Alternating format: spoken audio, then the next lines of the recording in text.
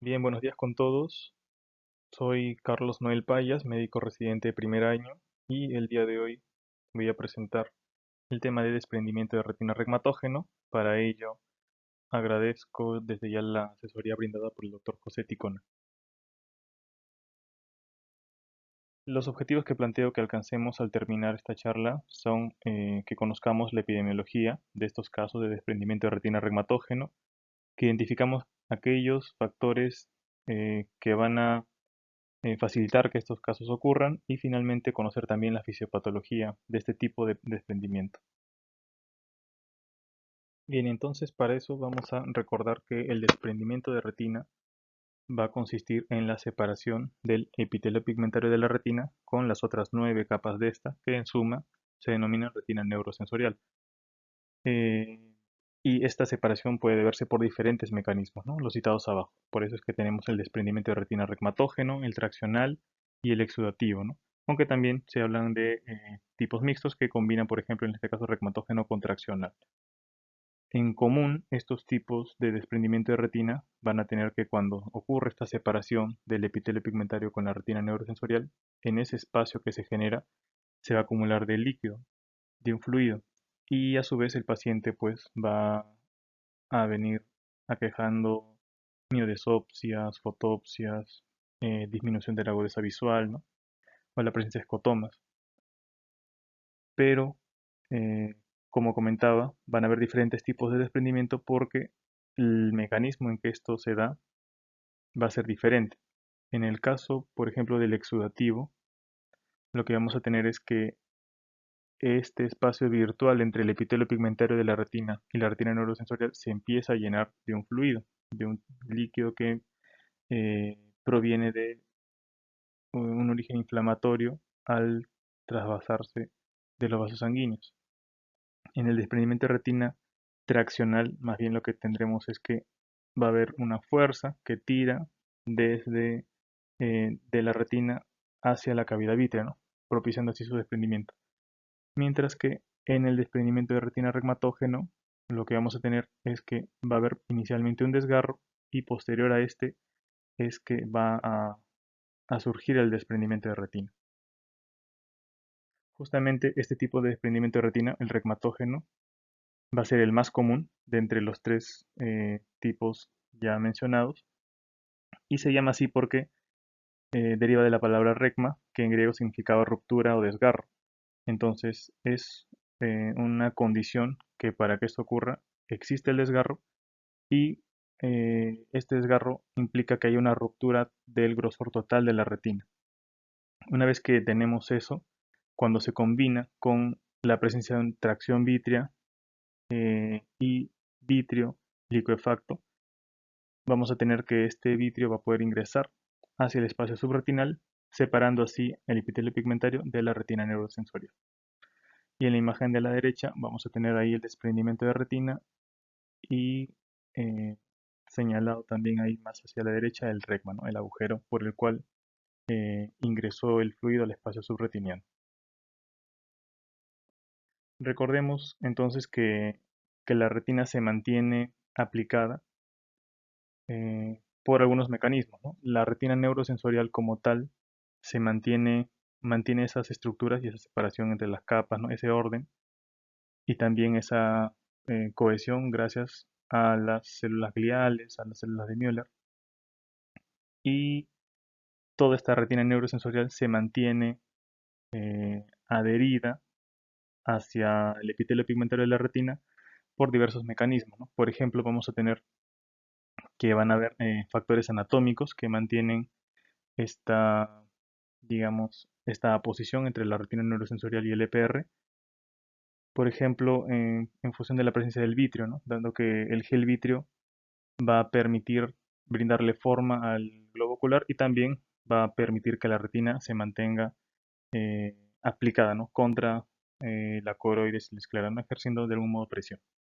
Vamos a tener también eh, medios físicos en el cual involucran ahí el juego de las presiones, por ejemplo la presión osmótica de la coroides y también eh, hay algunos factores como de fuerzas de fricción dado que a nivel de los fotorreceptores, en su segmento externo, en contacto con los microvillaceles del EPR, va a existir una matriz interfotorreceptora que va a estar compuesta de condritin sulfato, ácido hialurónico, y todo esto va a ejercer cierta fricción y cierta resistencia al desplazamiento. Por eso también es que se mantienen unidas estas capas.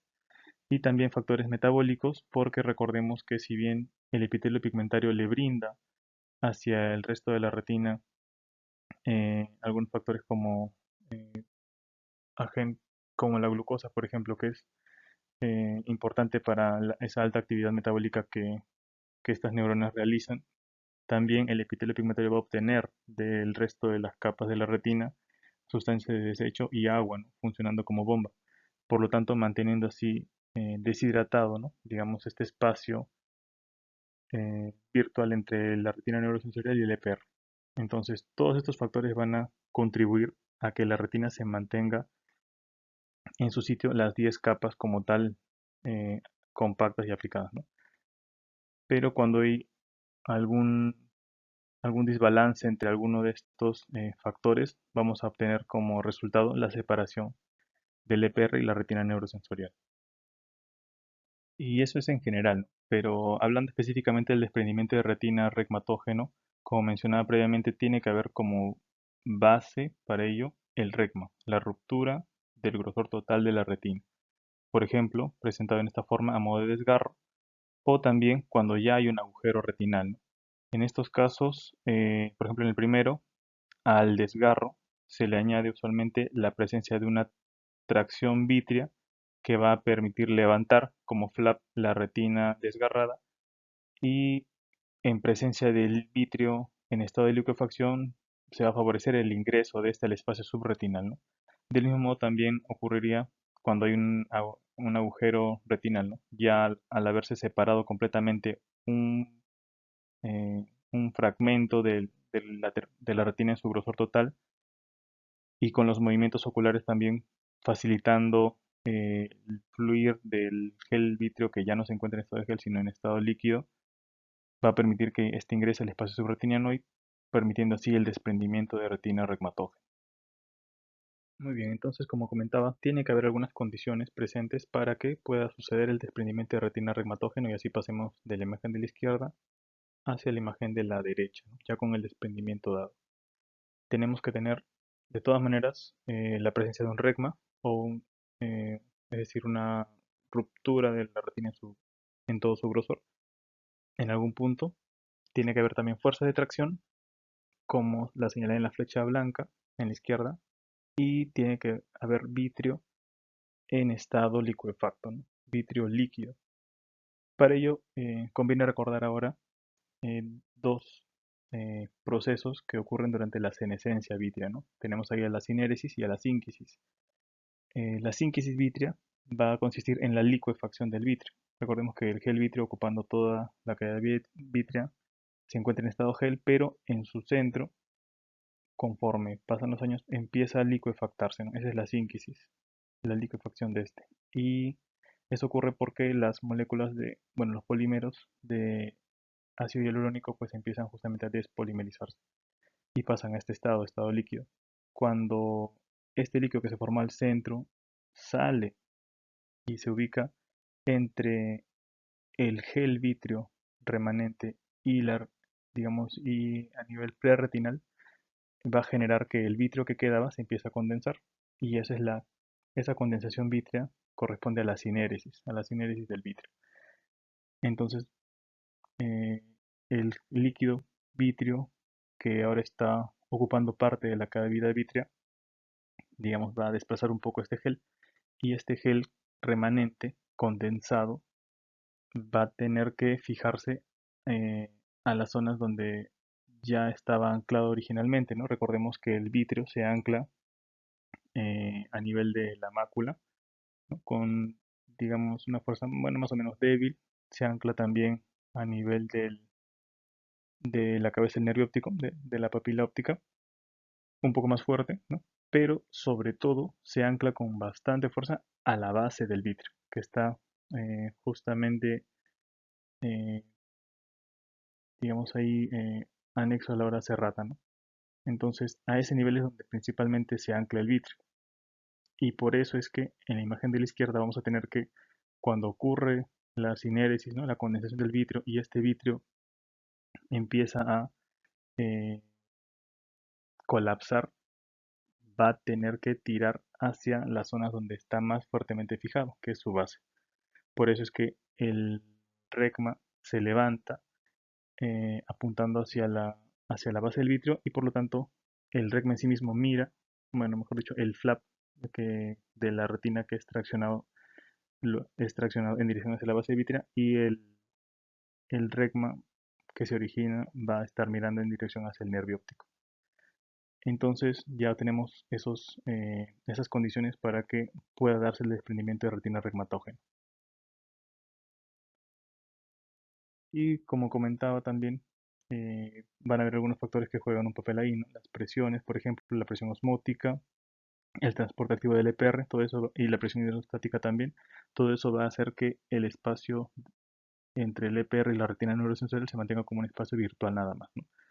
Pero ya viendo el líquido vitrio, cuando éste ingresa al espacio subretinial, lo que vamos a tener es que este fluido subretinal que se genera, pues al inicio va a ser prácticamente idéntico en su composición al vitrio, ¿cierto? Pero se ha visto también que conforme pasa el tiempo y se cronifica este desprendimiento, este fluido se empieza a cargar más bien de proteínas, ¿no? Por ejemplo, va a despertar la movilización de citoquinas, ¿no? Y, por ejemplo, la interleuquina 1, la interleuquina 6, el interferón gamma, todo eso va a permitir un estado proinflamatorio y, bueno, va a aparecer en consecuencia la proliferación vitroretinal, ¿no? Que ya hemos visto también eso en un par de presentaciones atrás.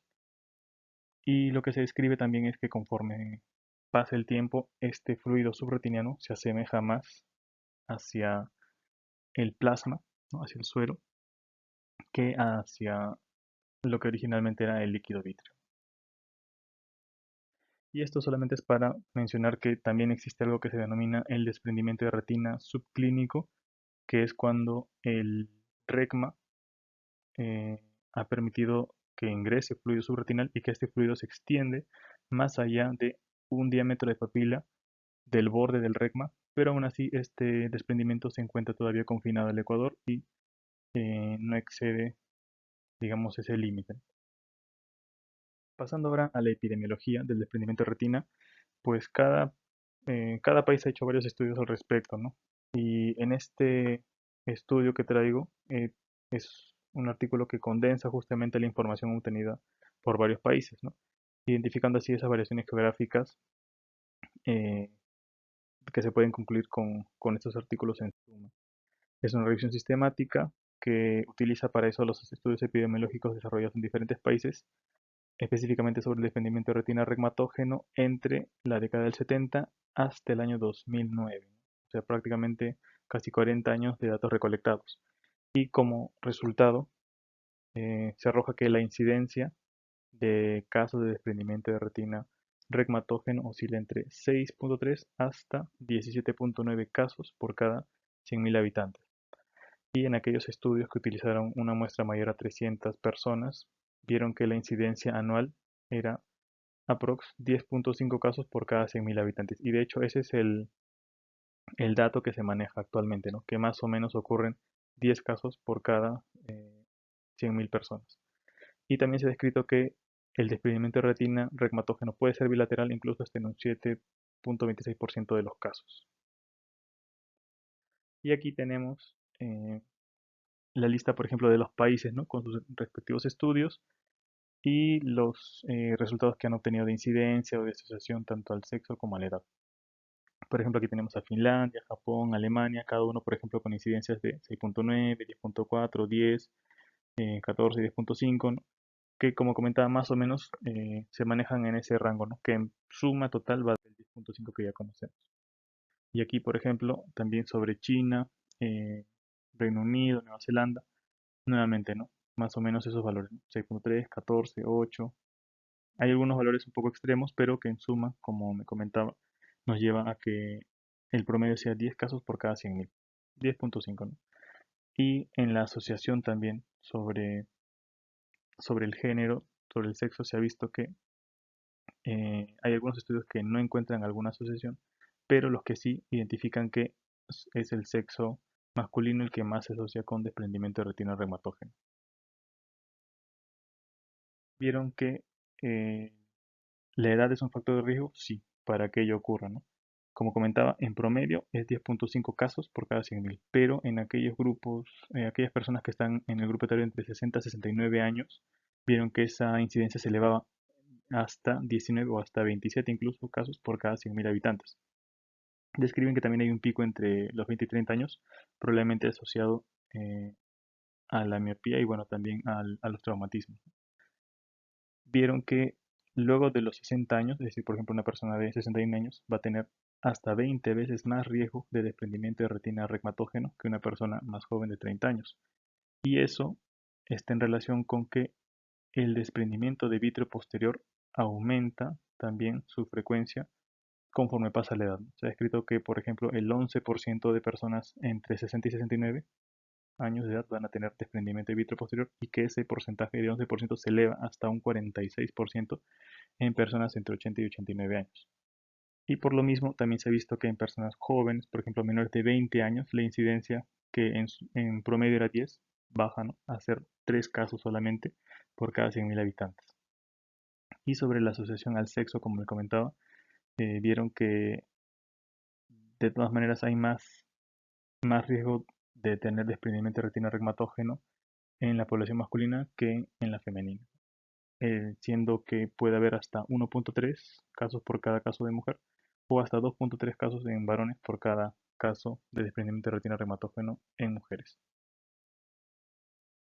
Para que eso se desarrolle van a haber varios factores de riesgo, ¿no? Por ejemplo, conocemos varios, la miopía, por ejemplo, que es un paciente pseudofáquico o afáquico que tenga lesiones predisponentes, de lo que se va a tocar el tema más adelante, que sufra un traumatismo. Recordemos que eh, hasta un 10 a 20% incluso de los casos con desprendimiento de retina reumatógeno van a relatar antecedente de trauma ocular previo, ¿no? Previo al evento del desprendimiento. Y también un factor de riesgo que tenga desprendimiento de retina reumatógeno en el otro ojo. Y en esta tabla están condensados eh, estos factores de riesgo, ¿no?, entre los hereditarios, antecedentes oculares, ya sea de cirugía o de trauma. Por ejemplo, tenemos, como comentaba, que sea del sexo masculino, que tengan miopía, que tengan degeneración de la tiz, o los TOFs retinales, que son parte de las lesiones predisponentes, junto con la retinosquisis, que tenga un desgarro, que sea fáquico o pseudofáquico. Se describe también que probablemente eh, la capsulotomía posterior con láser también puede ser un factor de riesgo asociado, que haya también procesos inflamatorios como retinitis o necrosis retinal aguda y que tenga, como comentaba también, un desprendimiento de retina reumatógeno previamente establecido en el otro ojo. Y como comentaba, las cirugías oculares previas también son un factor de riesgo, ¿no? En este caso, este artículo review trata sobre los casos de desprendimiento de retina que ocurren después de una cirugía de facoemulsificación. Lo que encontraron fue que el riesgo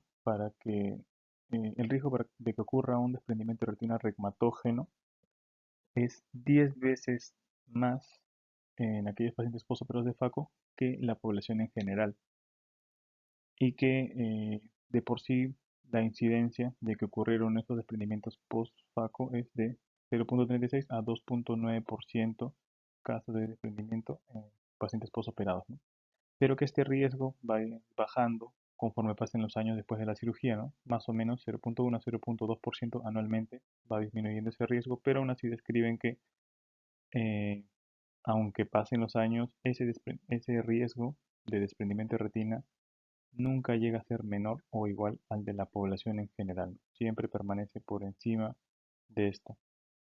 Y describen a su vez que hay algunos factores de riesgo asociados durante la cirugía o asociados al paciente para que ocurra este tipo de desprendimiento, ¿no?, en estos pacientes postoperados de FACO. Que haya pérdida de sustancia vítrea, que sean pacientes miopes, jóvenes, varones, y también que la cirugía haya sido efectuada por cirujanos en entrenamiento.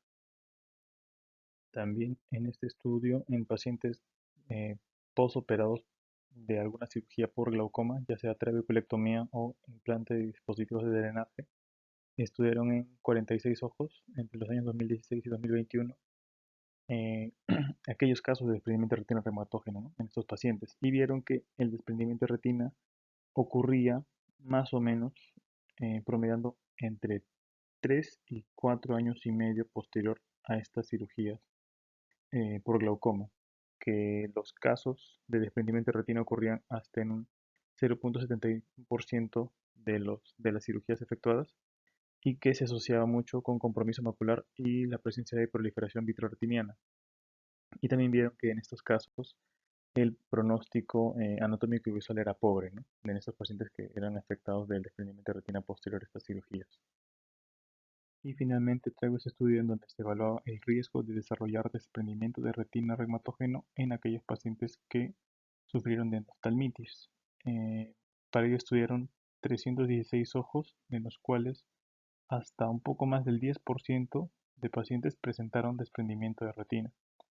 Vieron que los factores asociados a la endoftalmitis eran principalmente la inyección intravítrea y la cirugía de catarata, y vieron que el desenlace, ¿no?, que es decir, que aparezca el desprendimiento de retina, no estaba asociado ni con el tipo de agente patógeno que crecía, responsable de la endoftalmitis, ni tampoco en el manejo que se le había dado a esta. Vieron también que una vez que acontecía el desprendimiento de retina, si el paciente era operado de esta, ¿no?, si recibía manejo para el desprendimiento de retina, su agudeza visual mejoraba, pero vieron también que no mejoraba al nivel de aquellos otros pacientes que tenían endoftalmitis pero no tuvieron el desprendimiento de retina. Muy bien, entonces, como comentaba, uno de los requisitos para que esto ocurra, en general el desprendimiento de retina reumatógeno, es la presencia de desgarro retinal, ¿no? Y para eso vamos a tener diversos tipos. Por ejemplo, acá vamos a tener que puede haber estos desgarros, ya sea asociados a la base de la implantación del vitrio, por ejemplo los que tenemos en la parte de abajo, las diálisis, aquellos desgarros gigantes o la abulsión de la base vítrea. También tenemos en el sector 2 aquellos asociados a una alteración en la interfaz vitreoretiniana, la degeneración de la TIS y los agujeros atróficos. Y también en el sector 3, por ejemplo, en aquellos asociados a una tracción más bien vitreoretiniana, ¿no?, como los desgarros en herradura principalmente y sus variedades. Para encontrar el RECMA van a haber algunas reglas que nos pueden facilitar nuestra búsqueda, ¿no?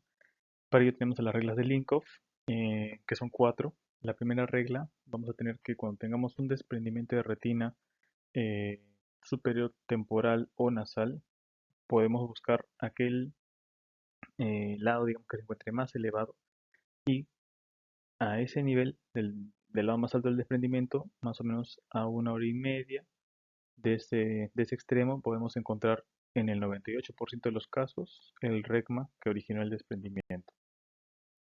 En la segunda regla, lo que vamos a tener es que cuando haya un desprendimiento de retina total o superior, lo más probable es que si nos dirigimos al meridiano 12, a horas 12, vamos a encontrar ahí el RECMA en el 93% de las veces.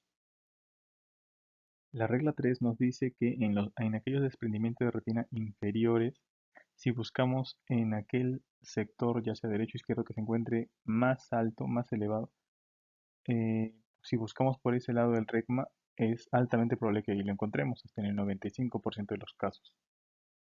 Y la regla 4 finalmente nos dice que cuando tengamos un desprendimiento de retina inferior, pero de características buloso, el RECMA no va a encontrarse generalmente en esa zona inferior, sino más bien lo más seguro es que venga de la región superior y que a partir de ahí se esté generando el ingreso de líquido y se acumule a nivel inferior generando este aspecto de bulas, ¿no? Entonces, si tenemos un desprendimiento de retina inferior buloso, el RECMA lo más probable es que se encuentre en la región superior.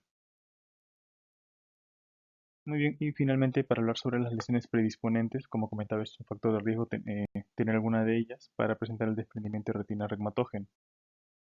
La primera de ellas va a ser la degeneración de la TIS, que como mencionaba algunos diapositivas atrás, es una una anomalía de la interfaz vitroretiniana, vamos a tener que esta degeneración latiz va a ser altamente prevalente. De hecho, podemos encontrarla hasta en un 10% de la población en general, y se dice que hasta un 20 a 30% de los casos de desprendimiento de retina regmatógeno van a tener también degeneración de latiz.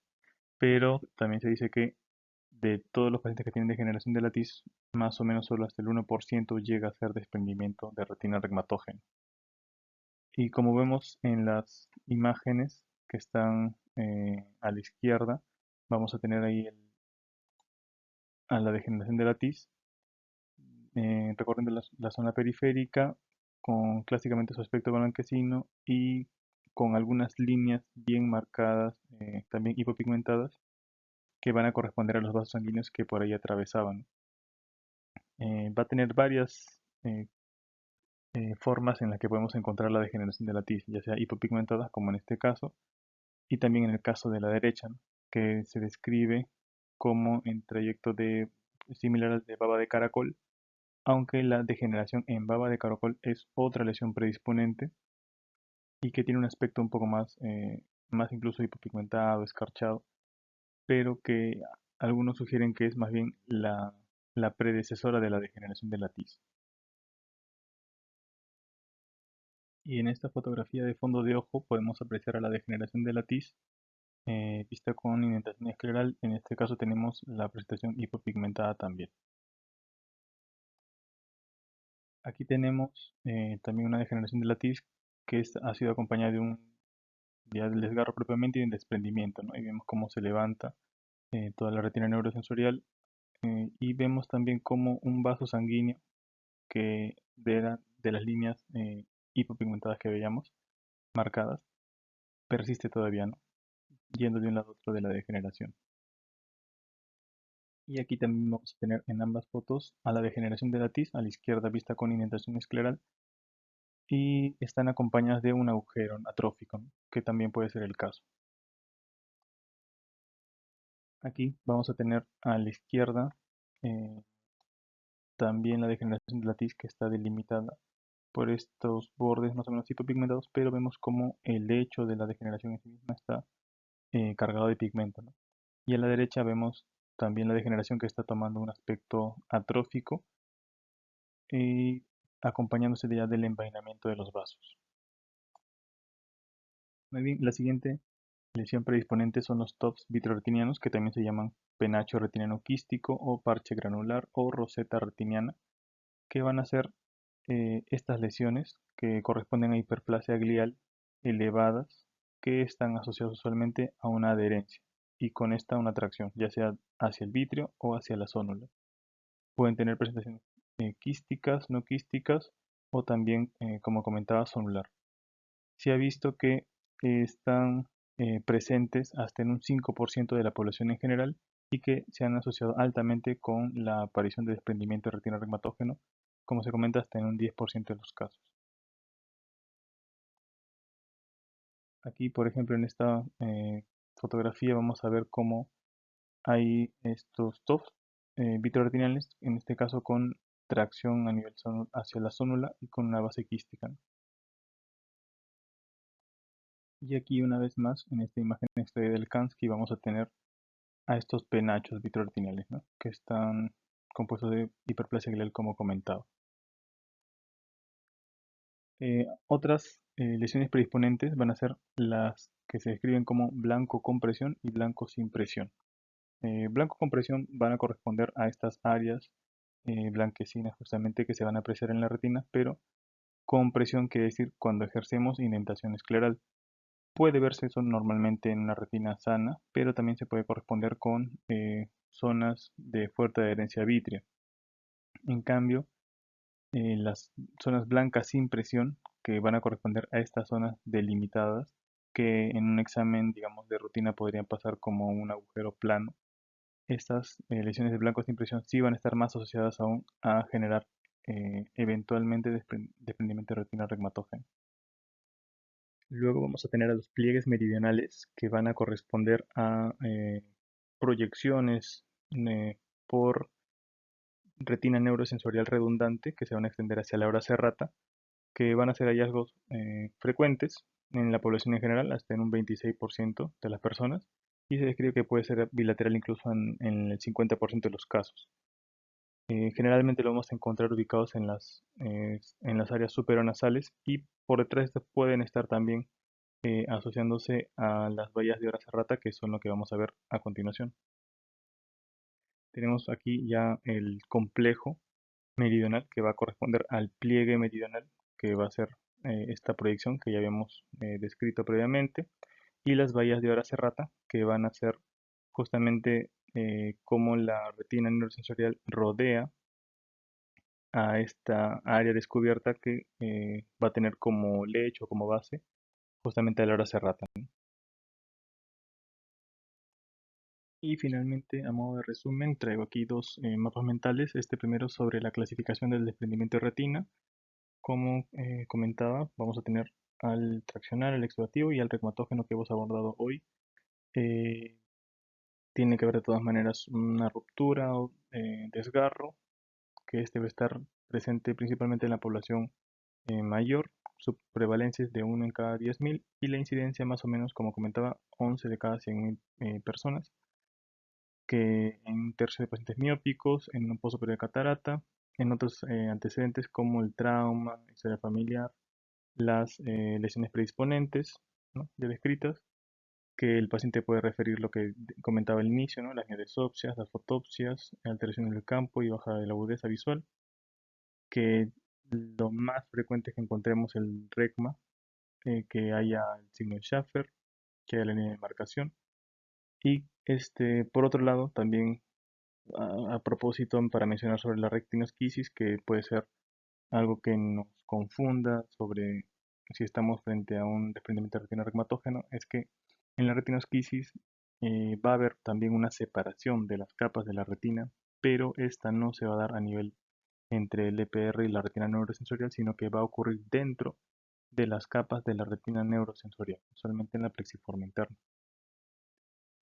Y por acá lo que vamos a tener es que ya específicamente sobre el desgarro de la retina vamos a tener diferentes presentaciones: la forma en herradura, el desgarro gigante, el agujero perculado, el agujero macular también. Vamos a tener que previo a eso puede haber eh, la fluidificación del vítreo, como comentaba, la presencia de tracción vitreoretinal, que va a estar asociada a diversas fuerzas, el desprendimiento de vítreo posterior, que vamos a tener también como antecedente eh, la presencia de traumas y que eso genere el desgarro, que sea un paciente joven, y aquellos factores de riesgo, como comentaba también ya, que haya desprendimiento, que sea el paciente miópico, afáquico, procesos inflamatorios, traumatismos, el desprendimiento previo en el ojo contralateral y las lesiones predisponentes como el ATIS, el blanco con presión y sin presión, la cirugía de catarata, los TOF vitreoretinales y también los pliegues meridionales. Muy bien. Como conclusiones tendremos entonces que el desprendimiento de retina regmatógeno es la forma más frecuente del desprendimiento de retina, que van a haber condiciones necesarias para que éste tenga lugar, ¿no?, la adherencia vítrea, la tracción, la ruptura de la retina en su grosor total, la liquefacción vítrea, y que por ello va a ser necesario también que entendamos bien la fisiopatología y aquellos factores que van a estar asociados a que este evento ocurra para poder actuar de manera oportuna. Eso sería todo por el día de hoy. Muchísimas gracias.